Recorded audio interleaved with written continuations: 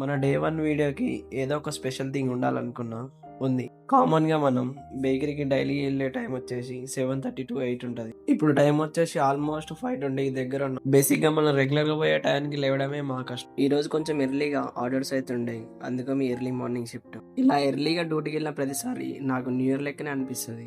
చలో ఇగ డే 1 వీడియోలో టాపిక్‌కెళ్తే మన బేకరీ అనగానే మనకు గుర్తొచ్చేది ఎక్కువ పఫ్స్ ఉంటాయి. ఆ తర్వాత కేక్స్ ఉంటాయి. ఫస్ట్ మనం పఫ్ రెసిపీ తోటి స్టార్ట్ చేద్దాం. మనం దీనికి యూజ్ చేసే పిండి వచ్చేసి మైదా.